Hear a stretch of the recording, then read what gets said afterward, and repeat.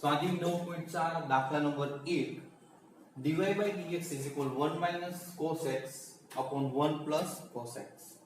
હવે બાળકો અહીંયા therefore dy by dx is equal આપણે જોઈએ કે 1 minus cos x upon 1 plus cos x. તો આનું સૂત્ર તમારી પાસે છે, બરોબર છે. આપણે જોઈએ કે ત્રિકોણમિતિય પ્રતિવિધિમાં આવી ગયું છે, તો આપણે કહી શકીએ કે tan સ્ક્વેર x/2. હવે અહીંયા આપણે સંકલનની વાત આવે, બરોબર છે. અથવા તો આપણે એક કામ કરીએ, પહેલા તો આ સ્વરૂપ છે એને બદલીએ, dy by dx એટલે sorry dy is equal tan square x/2 into dx. Ready? હવે બંને બાજુ સંકલન કરતા આપણે જોઈએ કે બંને બાજુ સંકલન કરતા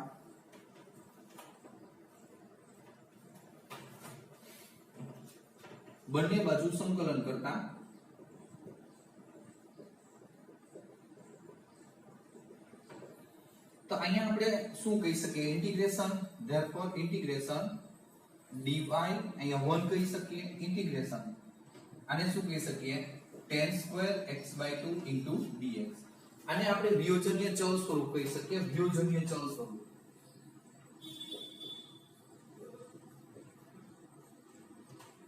વિયોજન એટલે આપણે જોઈએ કે y વાળું પદ છે એક સાઈડ અને x વાળું પદ એક સાઈડ.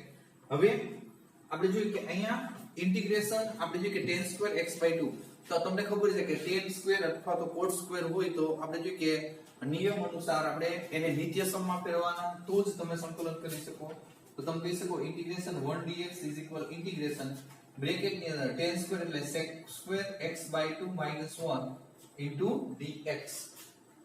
હવે આપણે જોઈએ કે આ જે સમીકરણ છે એ સંકલન કરવા માટે તૈયાર છે, તો તમે કહી શકો કે therefore y is equal sorry અહીંયા dy, તો 1 નું વિકલન y dy છે એટલે y is equal અહીંયા તમે કહી શકો sec square x/2 sec square તો tan x/2 upon 1/2 કારણ કે x નો સહગુણક 1/2 છે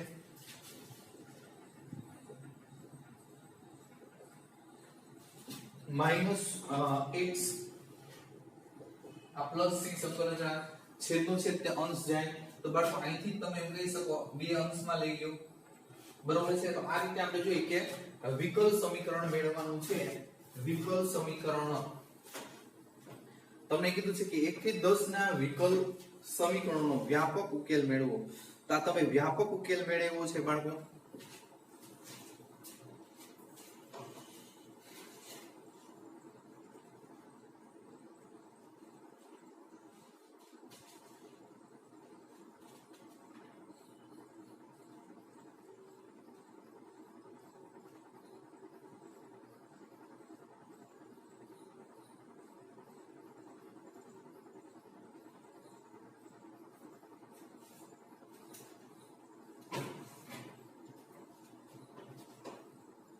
વિયોજનીય ચલ સ્વરૂપ બાળકો અહીંયા લખવાનું છે, અહીંયા લખી નાખ્યું છે મેં વિયોજનીય ચલ સ્વરૂપ. હવે એના પછી સેકન્ડ સમ નંબર 2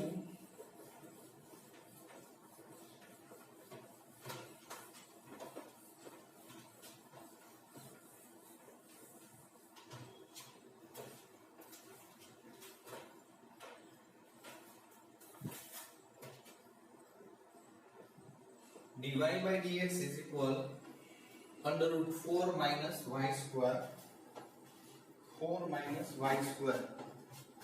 તો બાળકો આને વિયોજનીય ચલ સ્વરૂપમાં પહેલા તો ટૂંકમાં વિયોજનીય ચલ એટલે y વાળા પદ સાથે y વાળા પદ, x વાળા પદ સાથે x વાળા પદ લેવાના છે. તો આપણે જોઈએ કે આને છેદમાં લઈ લઈએ કે આ y વાળું પદ ભેગું છે એટલે છેદમાં આવશે, સામેની બાજુ અંશમાં dx આવશે. તો આપણે કહી શકીએ કે dy by under root 4 minus y square is equal dx. તો આને વિયોજનીય ચલ સ્વરૂપ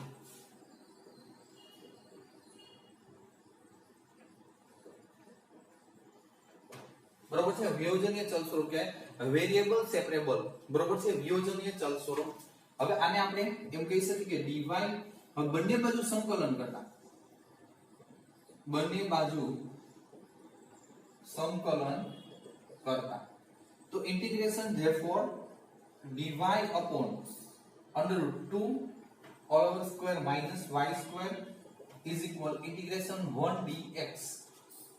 તો બાળકો તમને ખબર છે ઇન્ટિગ્રેશન dy upon આ ધારો કે એમ કે integration dx upon under root a square minus x square તો sin inverse x by a તો અહીંયા આપણે કહી શકીએ કે sin inverse y by 2 બરોબર છે it is equal x plus c. sin ને સામેની બાજુ જવા દો તો તમે એમ કહી શકો કે y by 2 is equal sin x plus c. હવે 2 અંશમાં જ આવવા દો તો આપણે કહી શકીએ કે therefore y is equal to sin x plus c. છોકરો શરૂઆતમાં તો આ બધા વ્યવસ્થિત સહેલા છે, સમજાઈ જેવા છે, બરોબર છે. પછીના જે છે એમાં થોડું કાળજી રાખવાની રહેશે. આ તમને સમજાઈ ગયું તો આગળના થોડાક સહેલા પડશે.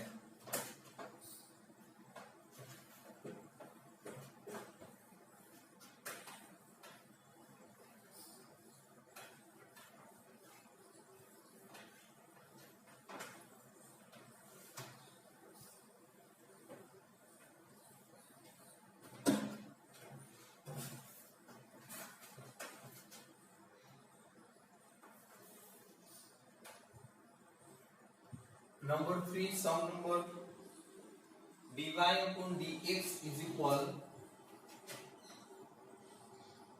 dy upon dx y plus y is equal 1. y ને સામેની બાજુ પહેલા જવા દો 1 minus y થઈ જશે. હવે આ પદને ભેગું જ રાખવાનું, છેદમાં લઈ લો dx ને ઉપર એટલે ગુણ્યા 1 કહી શકો તમે.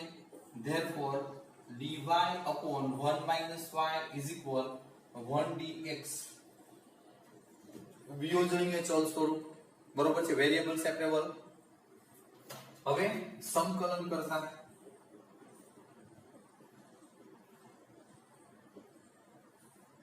integration dy upon 1 minus y is equal integration 1 dx. therefore અહીંયા તમે જોઈ શકો 1 minus y છે તો તમે એમ કહી શકો કે સૂત્ર અનુસાર log mod 1 minus y upon minus 1. બાળકો કારણ કે y નો સહગુણક માઈનસ છે એટલે -1 ભૂલ્યા વગર equal x plus c. હવે આપણે જોઈએ કે આ માઈનસ ઉપર લઈ લઈએ તો આપણે એમ કહી શકીએ therefore minus log 1 minus y is equal x plus c. x plus c answer કઈ રીતે આપ્યો છે એ આપણે દર વખતે ચેક કરવાનું રહેશે, બરોબર છે.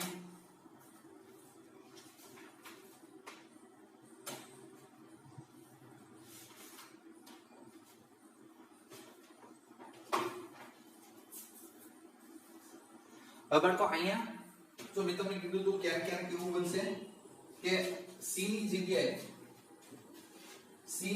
આપણે log c લેવાનું થાય છે.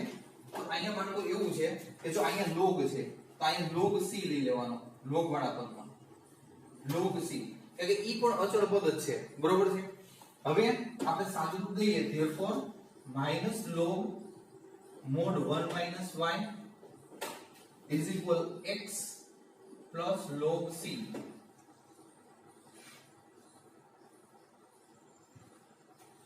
log c આને સામેની બાજુ જવા દો, બરોબર છે. તો આપણે શું કહી શકીએ કે x plus આપણે જોઈએ કે આને આ બાજુ આવવા દો તો માઈનસ થશે. રેડી? પહેલા તો આપણે જો કે આન્સર જોવો પડશે કઈ ટાઈપનું છે.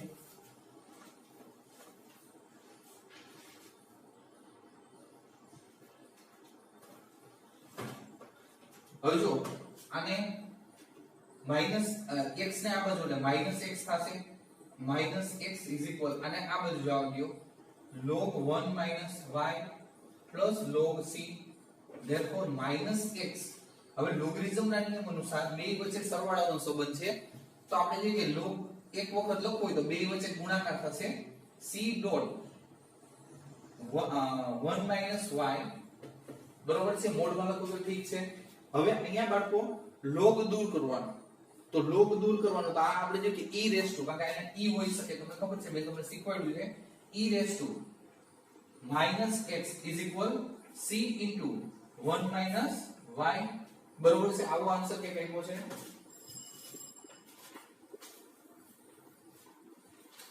આન્સર તમારે થોડાક અહીંયા અઘરા પડે એવું છે, ખાસ ધ્યાન રાખજો. હજી આમાં થોડું સાદું રૂપ આપ્યું છે બાળકો. હવે અહીંયા આ 1/c એટલે c છે આ બાજુ લઈ લીધો છે, તો અહીંયા 1 માઈનસ y ઇઝ ઇક્વલ 1/c ગુણ્યા e raise to minus x. હવે 1 માઈનસ y ઇઝ ઇક્વલ c ની જગ્યાએ એ લખ્યો છે, એ પણ તમે અચળ લખી શકો e raise to minus x, અહીંયા દર્શાવી શકો 1/c ઇઝ ઇક્વલ a લેતા, કારણ કે બીકોઝ ઓફ. હવે આ પદ આ બાજુ y છે માઈનસ છે પ્લસ થઈ જશે, આ બાજુ લ્યો તો y ઇઝ ઇક્વલ તમે એમ કહી શકો કે 1 minus a e raise to minus x, a e raise to minus x. આમાં જવાબમાં કઈ બધે દાખલામાં જવાબમાં તો કઈ ખબર જ નહીં પડે છોકરો ક્યાં સુધી સાબિત કરો. આપણે એમ થાય કે સંકલન પતી ગયું તો આપણો દાખલો પૂરો થઈ ગયો, પણ આ જે 9.4 9.5 અને આ બધા ચેપ્ટર એવા છે કે જવાબ કયા પ્રકારના છે આપણે વિચારવું જ પડે, અને વિચાર્યા ઉપરાંત આપણો જવાબ 100% આવશે એ તમે કહી ના શકો. સાચું હોય બધું એમાં નાની, તમને સંકલન આવડતું જ હોય, બરોબર છે, સાદુરૂપ આવડતું, પણ જવાબ ચોપડીમાં કયા પ્રકારના હોય તો તમે દરેક તો ગોખી ના શકો, બરોબર? એટલે થોડી કાળજી રાખવાની. હવે અને મૂંઝાવાનું નહીં, કે જવાબ ન આવે તો તમે જે કહ્યું છે એ સાચું હોય તો એના તમને માર્ક મળી શકે છે.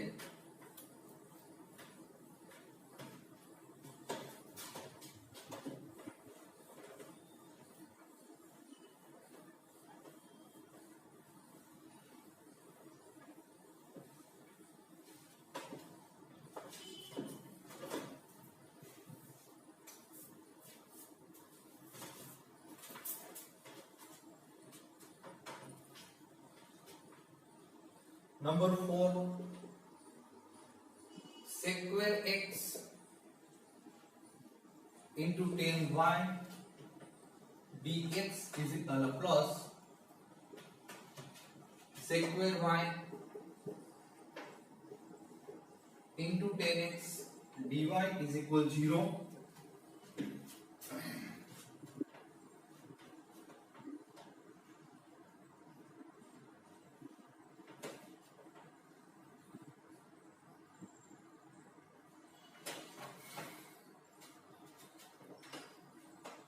અહીંયા બાળકો આપણે વિયોજનીય ચલ સ્વરૂપમાં તો ફેરવવા પડશે પહેલા તો, બરોબર છે? તો વિયોજનીય ચલ સ્વરૂપમાં ફેરવવા માટે આપણે જોઈએ કે અહીંયા 10x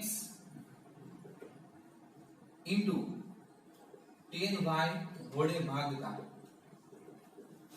અહીંથી 10y દૂર થવો જોઈએ, અહીંથી 10x દૂર થવો જોઈએ, બરોબર છે? તો આપણે કહી શકીએ કે therefore આપણે કહી શકીએ કે sec square x, આ y ઉડી ગયો, જો 10y ઉડે તો છેદમાં વધશે 10x plus sec square y 10 ઉડે છે, 10x ઉડે છે, 10y વધે છે, બરાબર, ઇક્વલ 0. અને અહીંયા dx લખવાનું થાય બાળકો, અને અહીંયા થાય dy. તો આ વેરીએબલ સેપરેબલ આવી જાય છે વિયોજનીય ચલ સ્વરૂપનું સમીકરણ. બાજુમાં લખવાનું વિયોજનીય ચલ સ્વરૂપ સમીકરણ. હવે સંકલન કરતા, હવે સંકલન કરો, therefore integration sec square x dx upon 10x plus integration sec square y upon 10y dy is equal 0. હવે આપણે આને સૂત્ર સ્વરૂપમાં ફેરવીએ તો 10 સ્ક્વેર તો કોનું વિકલન છે? તો dy dx 10x upon 10x plus 10x નું વિકલન sec square.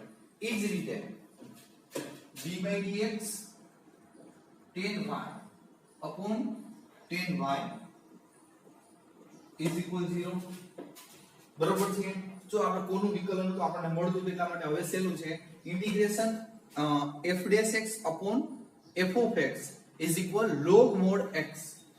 therefore सूत्र log mod x, x is equal 10x plus અહીંયા પણ log mod 10y is equal log c. જો log વાળું log છે એટલે સામે log c. હવે આ બેમાંથી log કોમન લેશો, log કોમન લે તો ના બોલી શકીએ આપણે, જો કે સરવાળો છે લોગેરિધમ ના નિયમ અનુસાર સરવાળો હોય તો બે વચ્ચે ગુણાકાર 10x 10y is equal log c. બે બાજુ log cot, therefore 10x 10y is equal c. Ready? હવે કોઈ પણ જાતનું સાદુરૂપ આવતું નથી એટલે અહીંયા પૂરું થાય છે, બરોબર? ખાસ ધ્યાન રાખવાનું.